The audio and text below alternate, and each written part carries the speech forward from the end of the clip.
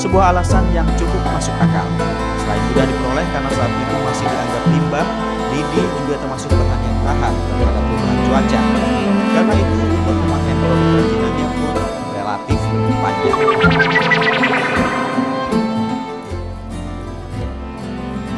Kita umumnya mengenal lidi hanya sebagai bahan utama untuk sapu. Tapi sekarang lidi bisa digunakan sebagai bahan baku produk kerajinan. Adalah Yayan Dahyan dan rekannya Acep Suparman yang mulai mengutak-atik produk sampingan dari pohon kelapa ini.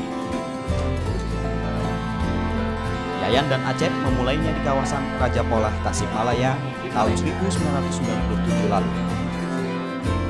Tapi kerajinan lidi ini baru mulai dijual sejak tahun 2003. Awalnya, kerajinan ini hanya menggunakan bahan baku lidi dari pandan atau mendong. Namun, mode yang berkembang cepat membuat Yayan dan Acep mulai mencari bahan lain yang lebih kuat tapi sekaligus lebih mudah didapat. Nah, di situ kami dituntut untuk menciptakan suatu produk-produk baru, gitu kan. Nah, akan tetapi bentuk dan ukuran rata-rata dari pihak si pembeli yang memesan ke kita. Nah, dan di kami ini dituntut untuk proaktif menawarkan material-material. Sebuah alasan yang cukup masuk akal. Selain mudah diperoleh karena saat itu masih dianggap limbah, lidi juga termasuk bahan yang tahan terhadap perubahan cuaca. Karena itu, umur pemakaian produk kerajinannya pun relatif lebih panjang.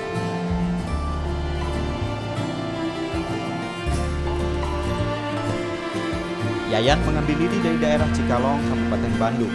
Satu ikat lidi sebesar kaleng sarden dibelinya seharga Rp500. Lidi yang sudah dibersihkan kemudian dianyam menjadi lembaran. Ayaman inilah yang kemudian dipotong atau dibentuk sesuai kebutuhan. Agar bentuk lidi tidak berubah, lembaran lidi direkatkan pada kertas karton sebagai rangkanya.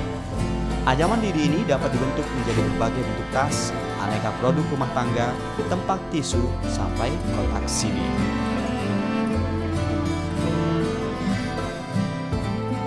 Karena keunikannya, kerajinan lidi ini sangat disukai konsumen. Pembeli bukan hanya berasal dari dalam negeri, tetapi juga dari mancanegara seperti Malaysia, Korea, dan Swedia. Bahkan pada akhir tahun 2005, Yayan juga mendapat permintaan untuk memenuhi pasar di pusat mode dunia, yaitu Milan, Italia. Dan kalau kami lihat juga di sana itu setiap pergantian musim itu pergantian interiornya kan Pak. Nah kalau misalkan bisa dibayangkan kalau kita pakai besi gitu kan, itu mereka aduh ini sekarang bukan musimnya gitu kan, kita dibuang kemana gitu kan. Tapi kalau dengan material ini, dan misalkan tempat isinya musim ini dia udah ganti musim tinggal buang aja, dibakar udah nggak ada masalah gitu kan. Musim berikutnya dengan material ini dan harganya relatif murah bagi mereka. Seperti ini.